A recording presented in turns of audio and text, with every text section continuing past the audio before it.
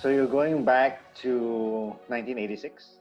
I grew up in Malaysia for the first 5 years. And then the next 5 years is what I guess shaped my life and changed it a bit different than your conventional Malaysian boy story. Because my dad was working for the Malaysian Industrial Development Authority, MIDA, and he got a posting to France. And so he decided to bring the whole family because it was a long posting. What was supposed to be 3 years became 5 years. I went to international and British school, so it wasn't too foreign. But of course, I picked up French fluently at that time. But the thing that I will take away the most is every summer holiday, my dad is an avid traveler. So he would say, since we have these 6-7 weeks of your summer holiday, we'll go somewhere. He will actually drive. He would drive from Paris all the way to the south of France. He would drive from Paris all the way to Spain on one occasion. I think the furthest we've been by car is from Paris all the way to Austria. All these trips allowed me as a child to see all these things. I was already exposed, like what Venice looked like, what Switzerland looked like, what the Alps looked like. So I guess this eventually allowed me to be more open-minded, especially when it comes to bartending, which I always say is a borderless profession. People drink everywhere in the world. People travel and they go to bars. The bartending as well. We travel the world to meet other bartenders or to visit other bars or to do guest shifts. So yeah, I think the 5 years in France has actually benefited me many, many years after. I read that your dad allowed you to taste alcohol when you were young. So was this back in France or was it much later? It was in France. Because in France, you can actually get cider, like 1-2%. You can literally get it off the shelf. My first taste was 5 years old. I think my younger brother was even younger. It was like 2. Whoa! Yeah. So it wasn't drinking, it was just tasting, but still, the first taste was very, very young. When we came back to Malaysia, my dad was quite open with alcohol. Sometimes when we meet with his friends for family gatherings, and they would end with a whiskey or a Baileys, as a digestive. And he will allow us to try it, like Baileys or whatever. And that was maybe, 10, 11 years old. You went to SMK Bukit Bintang. Was that a shock to the system? A very big shock. My school days were not easy, especially for the first 3 years. So I came back in mid-1996. So I went to private school, but still generally the school system is pretty much the same. In France, I was in the International School of Paris, but that was an American system. So it's a bit more open, it's a bit more casual, I guess, but it was still a big shock still coming back. The cultures are totally different, like in terms of the children, in terms of the teachers. Yeah, Standard 4 and Standard 5, which I was in Sri and I, those were tough years because I had to deal with students who didn't understand why you didn't speak Chinese. I had to deal with teachers that had a totally different attitude, kena marah, kena rotan, all this kind of thing. So that was something I had to get used to. Break time, very hard time, you're with all the other students. Whereas in Europe, it's very controlled. You have your break time, you actually eat together and everything. Having said that, I'm happy that I was allowed to Malaysianize again and just to prove to my parents that this is not a mistake for doing this and this and this. So I worked hard and I actually got like 2 A's and 3 B's in UPSR. So at what point did you decide that you wanted to enter into the F&B industry, which led you to go into tailors? I would say this is circa Form 3. 2001. By then, I had already kind of an idea of what I wanted to do because my mom was the first one to teach me cooking, even back in France. So I guess I found an interest in that. And I always asked her if she could teach me. And then when you go to school, they always have the Hari Kerjaya and you talk to counselors. What do you want to be? Because they want to stream you, right? When you're Form 4 and Form 5. And at that point, I had already had an idea what I wanted to be. So I could easily fill out the form, like, what do you want to be? And one of them would be chef. I don't know whether it's something that was instilled by ancestors or whatever, but I guess I was money-minded. So I would ask my parents, what profession could make me rich in the future? And my parents being parents, they're like, oh, you could either be a businessman or a hotel manager. So I'm going to track back a little bit. Where I am today also stems from the traveling in Europe. Because we were traveling, my dad would actually have to book hotels. And my dad is a rogue booker. So he doesn't make any reservations. He'll just walk up and say, do we have a place for 4 to stay tonight? He's that kind of person. So we'll actually drive from hotel to hotel. If they didn't have a room, we had to drive to somewhere else. And occasionally, my dad would have to book a 4-star hotel. So I guess from the experiences of checking into hotels and sleeping in the room, I liked the environment, that it really translated to the future. But I said, okay, I think I could do hotel management. I like hotels when we were staying in France. About the time when I went into college, tailors had already really systemized the way you learn. The first year is all general. You learn everything about hotel management. So from the rooms to kitchen to restaurants. And then in your second year, you get to specialize. So which sector of the hotel do you want to improve your skills on? You could choose between 3. So room divisions, which is either front office or housekeeping, or F&B service, or kitchen. So I chose F&B. You were participating in college drinks competition as well. You were making drinks as a hobby on the side. Am I right? Yes. For some reason, I had already been very drawn to the bar, even at that college level. What I liked about Taylor's was we did proper restaurant service every week, and you get to take turns to be the bartender. So you get to create a couple of drinks to sell and just generally operate the bar. Everyone wanted to be in the bar, but I think it was more so for the guys and even more so for me. So I was like, if there would be someone absent, I was like, I'll take over the bar, no problem. And there were small competitions within the college. So it started off with a very internal one, a very novice understanding of mixing drinks. After that, even the lecturers kind of saw that maybe I had a gift because I was doing very well in studies because I guess I was focused. I knew what I wanted to do. I became the top student all the way from the start until I finished my degree. I guess this just comes from being very focused in what you want to achieve. And I guess I had an ambition, but I just worked really hard. Maybe ego played a part because I know my classmates looked up to me. Okay, this guy knows what he's doing. He's performing really well. So a few of them tagged along with me. So they were like my core group, which 1 or 2 of them also managed to obtain honors in the degree. So that was nice.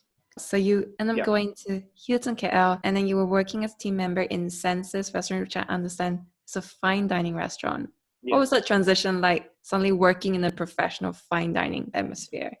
Because I had already done my internship with Hilton. So when it was time to actually go into the workforce, my parents said, if you could get into an international chain as an employee, then maybe your future ambition will be fulfilled, which was I wanted to travel. So if you can get postings to other properties, a global brand would help you. Okay, I'll try getting into Hilton. Luckily, the managers who saw me as an intern remembered me and said, yeah, we'll see if we can hire you. So this is quite a profound story for me. When I was an intern, I think this was 2015 in Hilton, I was stationed at the coffee house. And when you're an intern, you normally do the preparation work, polishing glasses, polishing forks and spoons, folding napkins. One day, I was folding napkins and this manager comes up to me. He taps me on the shoulder and says, boy, this is not your job. I'm like, what do you mean this is not my job? My supervisor gave me this task. It's my job. No, this is not your job. And she brings me to the bar and he asked the supervisor there, okay, this boy, you just teach him, whether it's just to squeeze juice or whatever, just teach this boy. So I'm like, I'm an intern. Why is this happening? I guess as a manager, he saw something in me. He learns fast, he can work. So I guess that's where he decided, okay, maybe we can try to see where his skills can take him. Fast forward, when I applied for a job, I went back to this manager and he kind of helped start my career. So his name was Bobby Shankar. My first job was in Boardwalk. Boardwalk was the poolside outlet. So it had food and it had the bar. I wanted to start from the bottom. So I was glad that I had to work in poolside first before going down to fine dining, because my goal is to be a general manager one day. But I guess, again, I proved my mettle, and the manager's like, after 3 months, we're restructuring the F&B and we need stronger people in fine dining. Would you like to go to fine dining?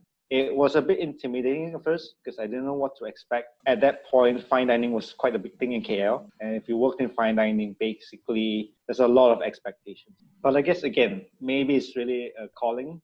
I just had a natural flair for service. It wasn't too difficult. I'm glad that I was transferred there because that really gave me a strong foundation for the years after in terms of the dining process, how you treat guests, how to understand food and flavors, because I work closely with the chef to understand the dishes. You mean you have to understand the dish you're serving in case anyone asks you the different ingredients and Exactly. what they complement?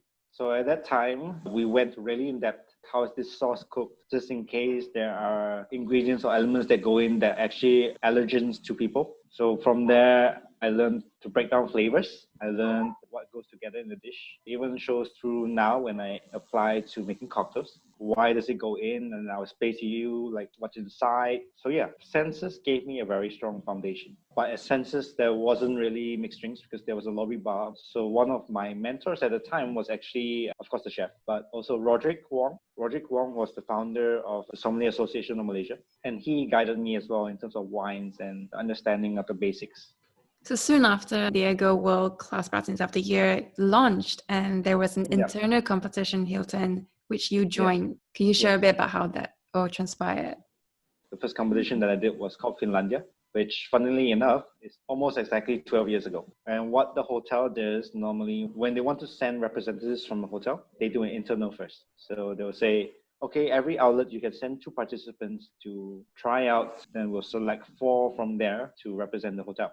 So at that time, I had nothing to lose. I was like, I'm going to show whatever I know that hopefully gets me a spot in this competition. Before I left college, we did a special dinner in Taylor's where Chef Patrick Sell, now the World Pastry Champion captain, he was onto molecular stuff at that time and he wanted to do a molecular gastronomy dinner. And so I did the drinks and I had learned a few things from doing the dinner, like spherification, basically making like a jelly, but not out of jelly, which you can burst in your mouth kind of thing. Fast forward to Hilton, fortunately, that senses were using these kind of ingredients. I can use this spherification technique in my drink in Hilton. And I guess that impressed the judges because the judges were the hotel managers. They were like, okay, this boy is fresh out of college and he seems to know more than our bartenders. And in that competition, that kind of sparked everything else. So it started with about 22, 24 participants from all around KL. That competition was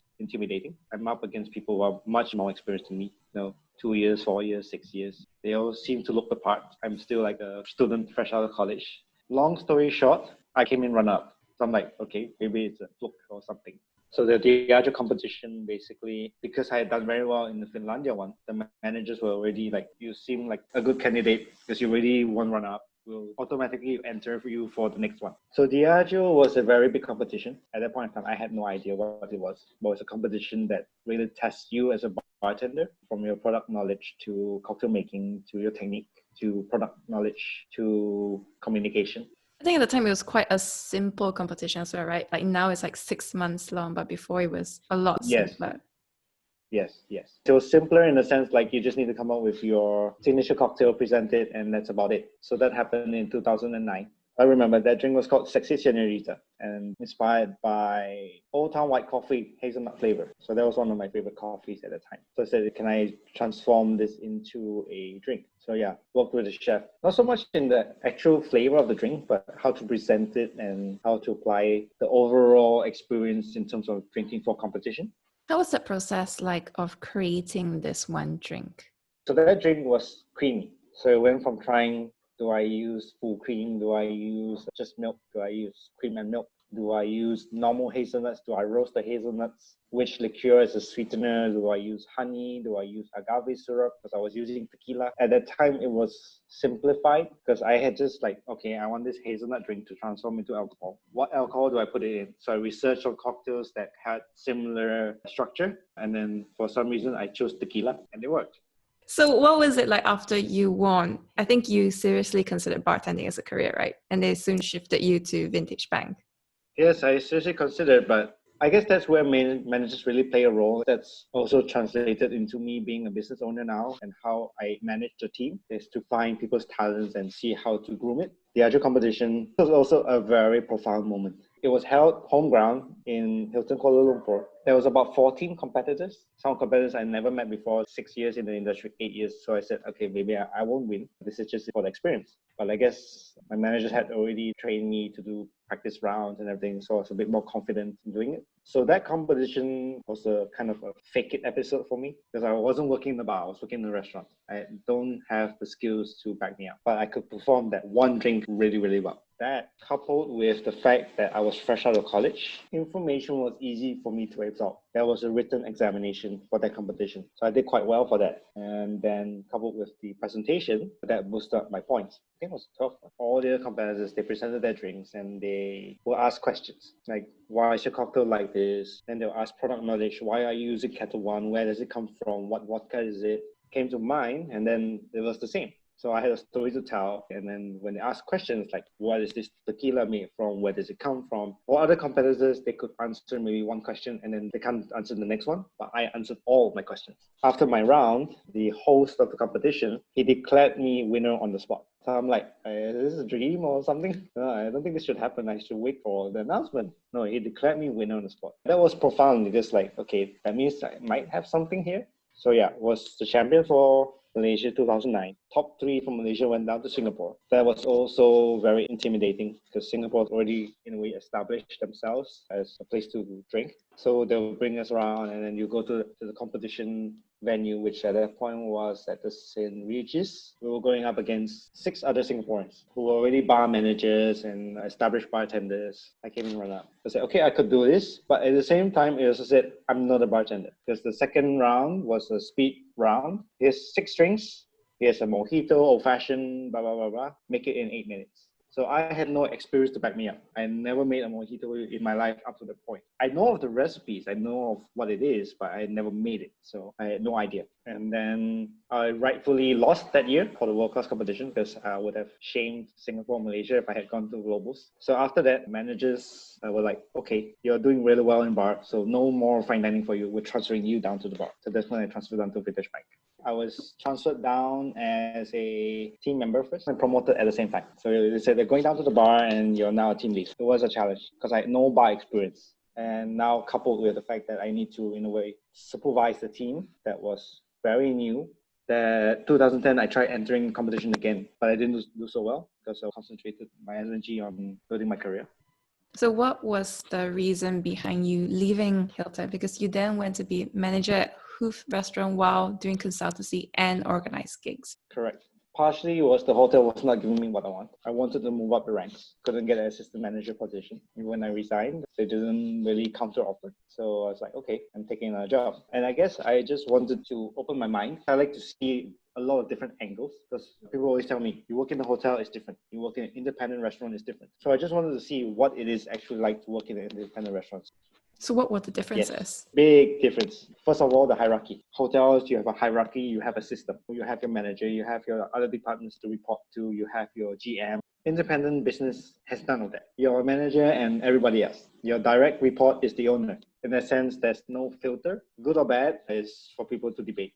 But there's no filter in terms of independent. Like owner wants this, you execute it. For hotel, there's at least a filter. They'll decide whether it should go, and then there's a discussion process, and then we implement it.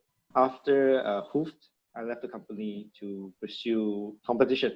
So 2011, I went to the Diageo World Class again, won and represented Malaysia in India. I came back to Malaysia, and then I had no job. So I went to Summer University. I was still doing consultancy. And at that point, I guess it was still, in a way, on good terms. And you mentioned before that when you had the Diageo, you learned a lot of lessons just from talking to these people. What were some of the major lessons that you felt you learned? You need to know your stuff. Like when I went to the global finals in 2011, although I was the Malaysian champion, but because I was not working in a dedicated cocktail bar, I could not really carry out a conversation about our profession. Like how do you make an old fashioned? What is a Negroni? The twist of Negroni is a Boulevardier. I could not have this conversation because the experience was not behind me. Because I was working in a restaurant that needed to make fruity style cocktails that appealed to girls and whatnot. Although I'm a Malaysian champion, but I'm really, really lacking in terms of the basics as a bartender. I don't have the foundations of the cocktail recipes and all this in my fingertips. That was the biggest lesson overall. I'm not a complete bartender at that point. So that's what pushed me to open my own bar. Eventually, you opened Omakase Appreciate in April 2013 with your partner, Carl, too, who I understand you met at Tape. How did that all happen? So yeah, we met at the competition, but we never really kept in contact. When Carl was at Tate, somehow he reached out to me. I mean, because I was freelancing, I had a lot of free time. I would visit him 3 to 4 times a week. I would just go and hang out, you know. Then we got to know each other a little bit, and eventually we led to opening Omakase. At that point, we had a similar vision. He was quite into cocktails. For me, I wanted to improve myself. And at that point, there was no bar or hotel that would hire me to allow me to improve because you're always constrained to the systems. So yeah, I said I had to open my bar if I really wanted to learn how to make a dry martini, all these classic cocktails.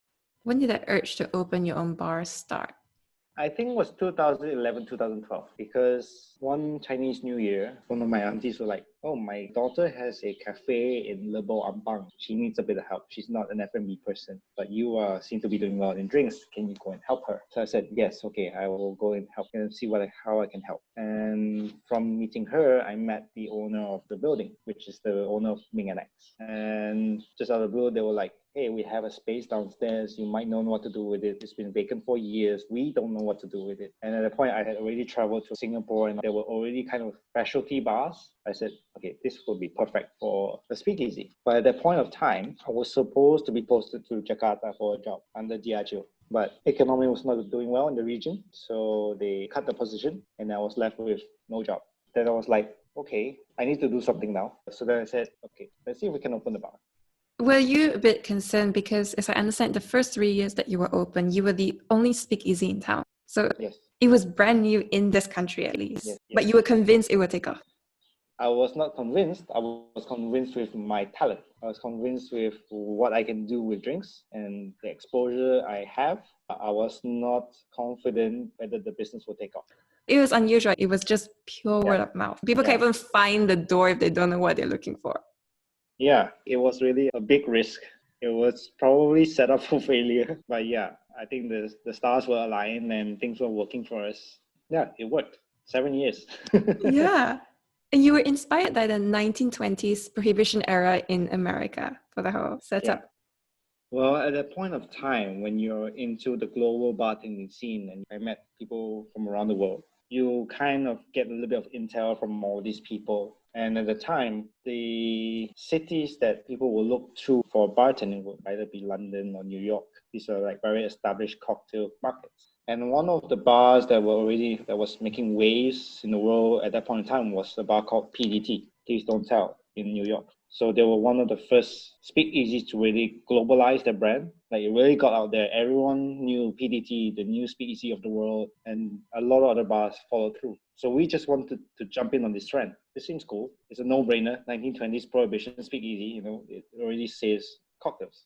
But it was something of a high-risk business, right? You had trouble even getting a loan from banks just to get it off the ground. At that point, I was, 26 years old? I guess I had a nothing to lose kind of mentality. I'm young, so if I fail at this, I have a chance. So we were going around trying to see how to make it work. It was from possibly joint venturing from the management team of the building. They were not confident in our idea because there's no one else in KL doing it. The next step was trying to get other people involved with the business, like investors. But even investors were like, we don't know if it's going to work. So no. And then luckily, 1 year, I set up the courage to ask my uncle. He was back for Chinese New Year. I was like, I want to open a bar. Would you help me to invest? I knew that he was one of the uncles who was rich. So I was like, okay, let's just try it. I don't know if he believed in the idea yet, but I guess he believed in me as a nephew. Okay, I think this is something worth investing in to help you build your future. And yeah, he lent me 100,000 and I managed to see what I can do with 100,000. Must have been stressed though, although you all worked out because you managed to repay in a year. 18 months, I think we paid back. But yeah, it was stressful. Because there's a new business owner, all these credit terms, and there's always that part when age is not on your side at that point. Luckily, people knew who I was from all my competition and everything, so that helped. But if let's say I was totally new, you need to prove your records. So how do you guys come up with the omakase concept and to blend your two styles? Because you're quite a Japanese approach, right? Whereas Carl is more of a westernized approach. So how do you blend all that together since it was such a bartender-centric speakeasy? Well, first of all, we went with the omakase because we had no idea how the Malaysian market would respond. And if we did omakase, we have a chance to at least guide your experience. At that point, really, unless you were from the US or the UK, Most Malaysians didn't know what a dry martini was, what a proper cosmopolitan was. So at least with the omakase style, you can tell us, oh, you want something vodka that's a bit fruity, then we'll make you a Cosmo. We had a chance to guide your experience and also guide your education in terms of learning cocktails. We blended that with our styles just to offer something different. In 2012, let's do something that no one's ever done before, which was firstly an L-shaped bar, inverted. Most of the time it will be L where bartenders on this side and customers on the other side. So this was an inverted L. And we just want to say most bars have standard stations. There's no difference in style. But I'm Japanese style and you're Western style. Can we do two different stations? So we said, okay, let's try it. So yeah, that actually worked because we actually managed to display different styles of bartending, different ways of making cocktails. In the sense like my approach is different from Carl's. The same drink can essentially taste different depending on your foundations. And you guys were changing menus all the time, I think once a month to like once every 6 to 8 weeks. It was getting stressful towards end of 2.5 to 3 years. In the first 2 years, it was still fun. We were changing menus every month. So why we changed every month was one, just to offer something different to customers every month. Secondly, was to accelerate our learning. So I built Omakase to actually train myself. I want to be the best at making classic cocktails. I want to know all the 70 to 200 cocktails that's in the international classic cocktails. So then we would change the menu to put it on the menu that if someone orders it, at least we've made that drink once. Even if it gets ordered once, at least we made it once. That was the idea. So that's why we changed it. We were doing 2 special drinks, so our own creations, and 3 classics. So we had a menu of 10 every month. We did that for more than 2 years, every month. That it was then starting to take a toll on our inspiration for flavors. It was like a bit harder to draw inspiration and to make drinks. So we stretched it out to every 6 to 8 weeks, we changed the menu. We were like in the deep end on Fridays, Saturdays, because we were the only speakeasy in town for 3 years. And we were busy after 6 months. So it was full on like Friday, Saturday. So it was packed for months. So it came to a point where we were afraid of our own business. We're like, it's so busy. Okay, just prepare for it and let's prepare for war kind of thing. How did it even grow to such a huge extent when you weren't even marketing yourself? I guess it really validates the true marketing tool of word of mouth. People were just like, this is new speakeasy in town. It's really cool. We want to show you what it is. And they do really good drinks. So I guess that was really the pull factor. We were really consistent in our drinks. People was like, these are the best in KL. So there was no one to fight us at the time. No hotel, no pub could come close to us. So we were the place to go for cocktails. And I guess it helped that we were in the city center. So in the city center, we also catered to tourists. So a lot of tourists came and expats that are living in the city or working in the city, they also managed to come and find us. That helped because expats and international guests, they actually do drink classic cocktails. So they will actually come in to order a whiskey sour, a daiquiri, a margarita, these kind of things. But yeah, we really took off after 3 months. And you were also securing rather big names, like guest bartenders to come in, like Remy Savage to guests, and they would sign your menus and you would frame it up on the wall. Yes. Yeah. So that has always been part of the plan because I started guest bartending since the Diageo time in 2011. So you go to other venues, you go to other countries to bartend. So we figured that would be a good promotional effort. And that was the only kind of promotional effort we did for the bar, which is to bring in these high profile bartenders in to showcase different style of drinks. So people were just like coming in droves. I remember the craziest one was actually Nico de Soto. So Nico de Soto is actually the owner of Mace in New York and Danico in Paris. He came over and he's a global name. He could only come on Chinese New Year. So we actually opened on the second day of Chinese New Year, but it was packed to the brim, like packed to the brim. The more recent one that we brought in was Hiroyasu Kayama-san. He's a bar benefit in Tokyo. Also a global name because he did something on YouTube, so everyone knows him. That one as well. It was so packed. It was a good kind of packed. Was it hard to secure these big names? Not entirely, because usually a lot of partners like to do it out of goodwill. Like, oh yeah, sure, I've never been to Malaysia, let's see if we can make this work. The only difficult part is to sort out the logistics, who will pay for whose flight. So that is when we will get alcohol suppliers to kind of help foot the bill, then we'll use their brands. But otherwise, it wasn't too difficult because I had already been in the scene since 2009 through Diageo. So that already helped to propel me as the prominent bartender in Malaysia. At the same time, Carl, he's very big on social media networking. So he was already building the network overseas without even knowing them or meeting them in person. But he would like chat with them and say, I'm from Malaysia. So he had quite a bit to do with the guest bartenders coming in. And also, again, being the only bar for 3 years, friends who wanted to bring people in. This was the only bar that could feature. Obviously, we're running this to learn how to run a bar properly. And the mise en place is the most important part. All the work you do before you open. So my staff come in at least 1 hour before to start prepping. So the first year was us coming 1 hour earlier before to start prepping, sometimes even earlier. But just an idea would be to press lemon lime juice fresh every day. We do our own homemade syrups. Maybe that we'll have to do once every week. Cleaning, a lot of cleaning is done before the bar opens. Apart from that, we didn't do too much actually because we weren't very big on advanced techniques to make cocktails. For example, using sous vide machines and all this kind of thing. No, we were very simplified in that way. But yes, mise en place and the preparation beforehand is super crucial. Our Fridays, Saturdays were very busy. If we did not prep enough lemon lime juice for those 2 days, we'll be deep shit when it comes to in the middle of the night. Because if we ran out, we just have to squeeze things on the spot and that takes time. So yeah, preparation before operations is always essential. And certain things I read are very, very crucial to what you do, like lemon, sugar, ice. They're like different types of ice. And even the lemon, Malaysian lime is more sour than other limes elsewhere. Correct. We taste the lime and lemon juice every day, so we get an idea in our minds. Even the same species of lime have different sourness and sweetness every day.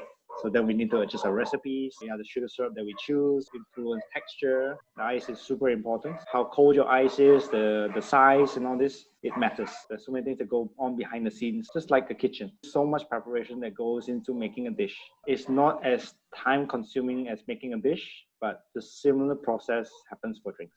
Every element, like making sure there's enough stock. What gin do we choose for the drink? What sugar do we use? Do we use brown? Do we use white? Lemon juice, do we get lemons from Turkey or do we get lemons from, I don't know, somewhere else? Or do we use Thai limes? Do we use Malaysian limes? Do we use calamansi? For the ice, do we use block ice? Do we use cubed ice? Do we use crushed ice? So there are still many elements that we still need to decide on for the appropriate cocktail. It's not as time consuming as behind the kitchen, but there's similar process and similar identifications of things that you need to do.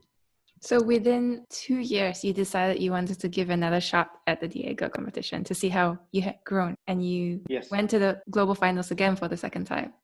That year was a highlight of my career because Omakase opened 2013, so basically about 2 years for me to practice bartending and improving my technique and also understanding of flavors since we were changing menus every month, understanding how to fuse flavors together. So 2014, they announced that the global finals is going to be in Cape Town. And I'm like, I want to go to Cape Town. So that was a kind of a driving force. So 2015 was a highlight because not only did I win Malaysia again, that year, the competition itself had already expanded. Like it's much longer process. It's a full-on thing for basically almost 10 months of the year. So basically I won Malaysia and then we progressed to the regionals. So the regionals was held in Bangkok at that year. Then we were competing against all the Southeast Asian countries. So Indonesia, Philippines, Singapore, Thailand, Vietnam. With the guest country at that year was Hong Kong. You had a speed challenge competition in Bangkok, right? And then you made like 9 drinks instead of 8 drinks in 8 minutes. Yeah, that was like, it wasn't the plan. I was like, I had 8 drinks. I completed it in 7.5 minutes. So I had 30 seconds. So I just poured a whiskey soda and one of my mentors was there. He loves whiskey soda. This is for you. So yes, technically I completed 9 drinks in 8 minutes. I understand that there's a difference between a classic cocktail and a competition style cocktail.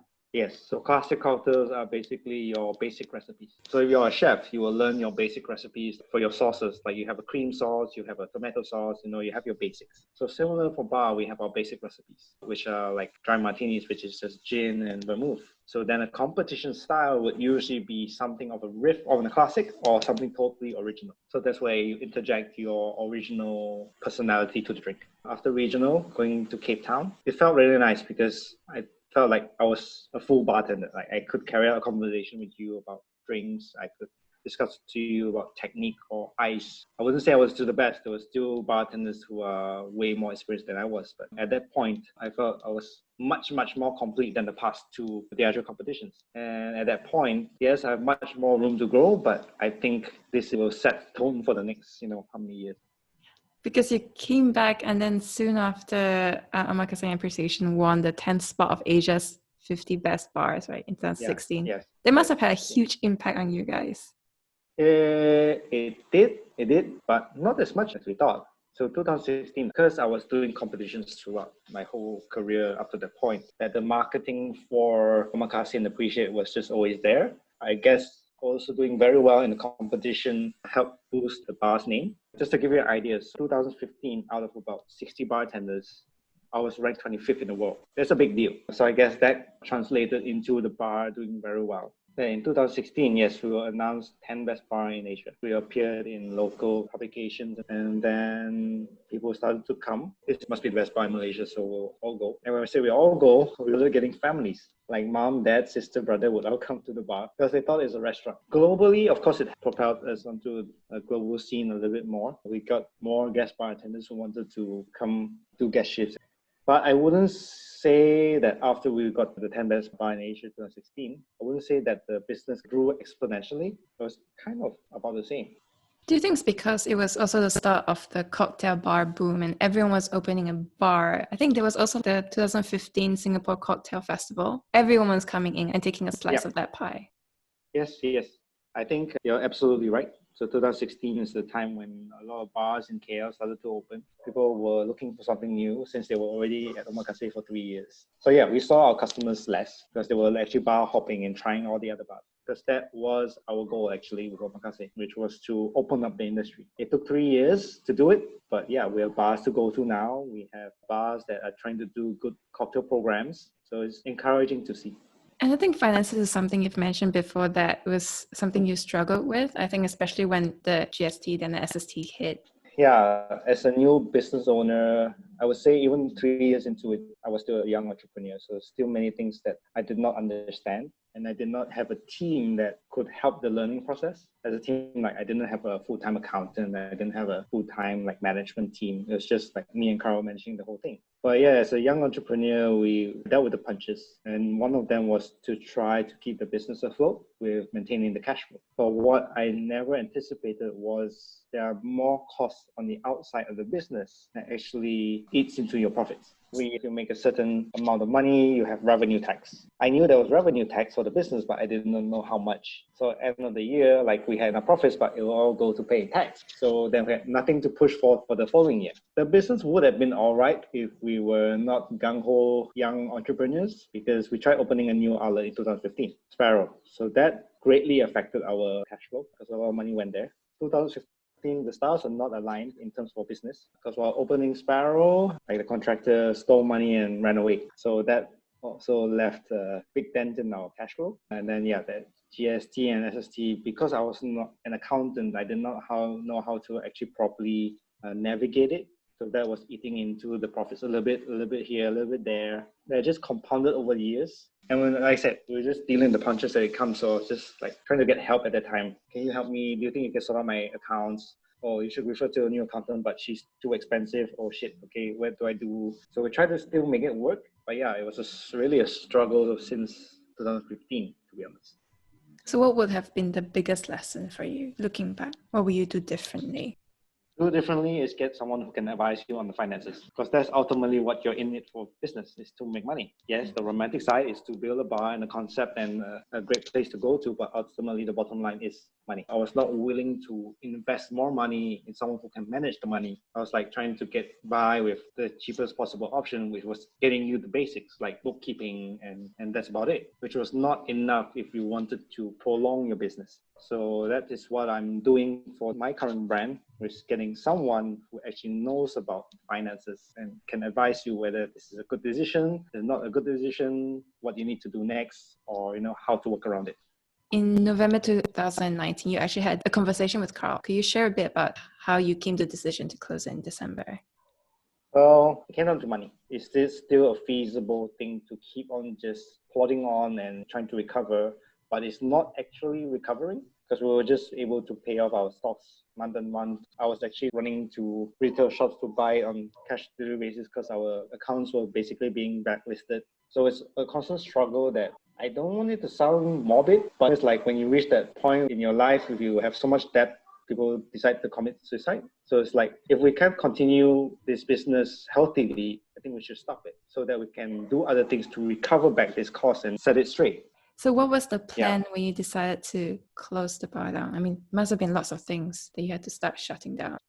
Yes and no. Yes and no. Because while already decided to shut down the business, previously I already signed the new tenancy agreement because I thought it would follow through. But then things just compounded. End of 2019, I was like, okay, just call it quits. So I had already a plan to take over 100% and do something new. There was not much to do in terms of closing down because I already signed a new agreement. It was just a matter of whether I could renovate or not. I was already downsizing my inventory listing. So like I was not buying a lot of stock in the last few months of operation. I didn't have many staff. I had one staff with us. So that was not difficult to manage. I mean, the brand was shutting down, but the bar, I was still going to continue it. So I could hang on to the equipment, I could hang on to whatever existing stock that was still there. It was just a matter of time when I could continue running in that space. After that, you were at Los Sombreros and also you started the Bar Class Academy Asia. Yes. So I guess 2016 to 2019, I'm still young, just try whatever, people were asking me to do this, do that. Okay, let's see what partnerships work and what don't. I'm paying the price for it now, but I guess rather learn it before than now, where the partnerships work, how much goes into building a new brand. Los Sombreros, I guess, stemmed from my itchy hands. Because Sparrow failed, there's something in me as a PJ boy that I said maybe I could still do something in PJ and offer something to PJ people. But it was very, very difficult. It was an uphill battle for the full 2 years that we were operating. Why do you think so? Different market, different demographics, different location. So like in the city center, you have a more variety of customers. You have locals, you have expats, you have tourists. Everyone's in the city basically. And you have urban professionals. Whereas in PJ, you get more of the neighborhood crowd. So neighborhood crowd are looking for value. They're looking for happy hour. They are looking for experiences. But I guess we were a bit no experience in that sense because my drinks were very simple. We weren't doing the Instagram thing or very fancy garnish or whatever. I did try it. It did help. Like I was doing something out of my comfort zone for Los Sombreros, like having umbrellas in my cocktails. It helped. But yeah, it was just very different demographic, very different mindset. We didn't have enough food options. It was an expensive lesson, but I also learned a lot from doing that business. Bar Class Academy, on the other hand, we started actually in 2016 under Red Impressions. So I started off quite well because there was no one else doing education at the time. Even now, for beverage education, we're still the only one. We started with the industry in mind, trying to offer them skills and knowledge. Because customers would come to us and say, XYZ bar doesn't make good drinks. And we're like, this is a big problem. You come to KL, you can't even get good drinks except at my bar. So that was an issue I tried to fix with education. We catered to the industry a little bit, but then we found a lot more consumers were signing up for our courses. And again, it was still back to the bottom line. We need to make money. And so we catered our courses more to the consumers because they were paying us. And then it took a couple of years and then we rebranded to Bar Class Academy Asia. We have new partners, alcohol suppliers basically. So then we started to try to cater back to the industry, but at the same time also maintaining the consumer base. So now it's a bit of a 50-50, but now we have to replan everything again because of COVID. So speaking of COVID, how has that impacted you and your industry? Really, really difficult and really, really good. Really, really difficult in the sense of not having a proper job for 9 months, so not having salaries, and closing down the business. There are closing costs which you need to recover. Full disclosure, there have been a couple of months where my wallet was close to zero.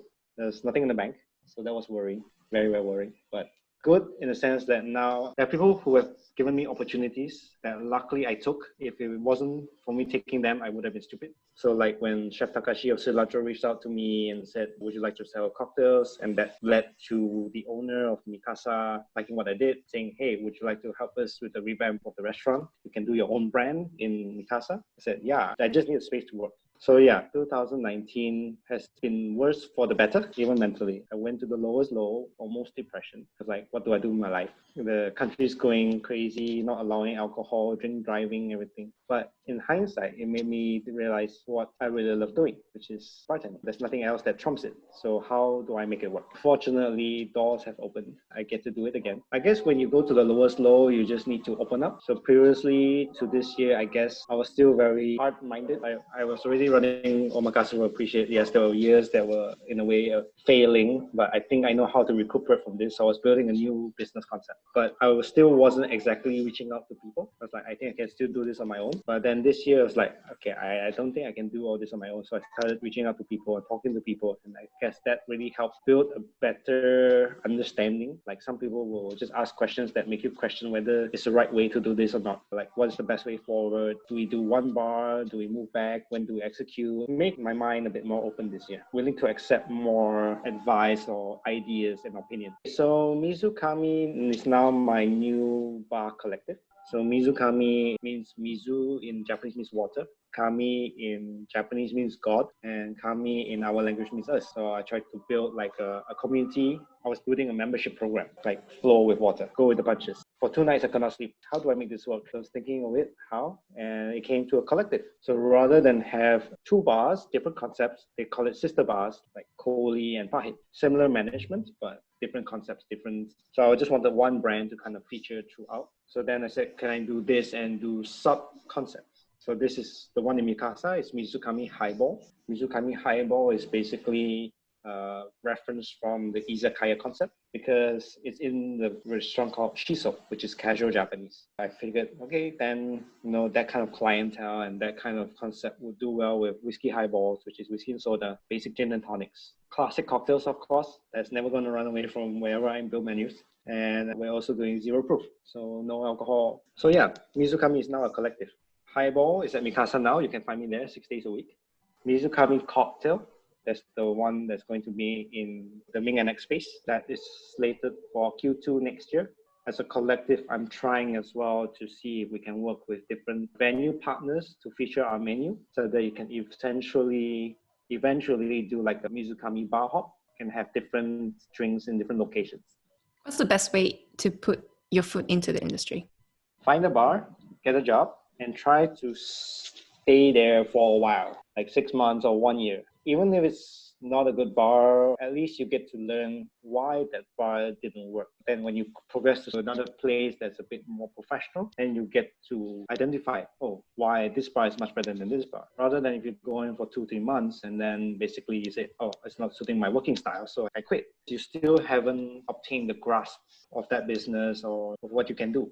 To give you an example, when I took the management job, the owners were just like, you just create cocktails that cater to the customers here. And that is a challenge that you should fulfill as a bartender. It doesn't matter that you can't learn what you want to learn eventually, but at least try to make the best. If you have pushed that envelope to the limits, then you can say, okay, this place isn't working for me anymore. Try to stick to a place. Unless it's really, really shitty, then you can try to find a better bar. But ultimately, it's really what you make out of it. You negotiate with your owners or your managers to help you put something on the menu. It's proactiveness. If you think the bar is going to give you a career, I'm sorry, I don't think it's that way. It's the other way around. So I personally worked hard at every venue that I had. Like, what can I do? Should I do this? I talked to my owners. Can I implement this menu? Can I buy these products? Of course, there's going to be a negotiation, yes and no, but have you done it? If you have not done it, you're pampered. You're waiting for something to happen, but you're not making it happen. If you want to be a bartender, you've got to do what it takes. Well, thank you so much, Shawn, for all of your time.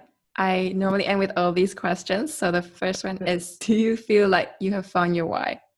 Yes, I have definitely found my why. In terms of being a pioneer of the Malaysian bar industry, to be that example, to be that leader. I don't have to be the best. I would like if someone could be better than me, anyone younger, who strive to be better than me. But at least from my standpoint is someone who's trying to push boundaries. There's someone who's still maintaining standards. There's still someone who really loves the bartending craft. That's why I'm still working 6 days a week. I love mixing drinks.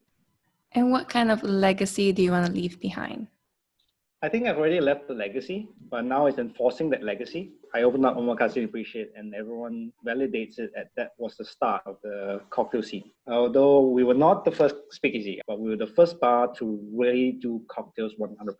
That I guess the legacy I want to leave is 30 years down the line, 50 years down the line, that my name will appear in some Malaysian cocktail book where I helped to build the scene. That's it. And what do you think are the most important qualities of a successful bartender?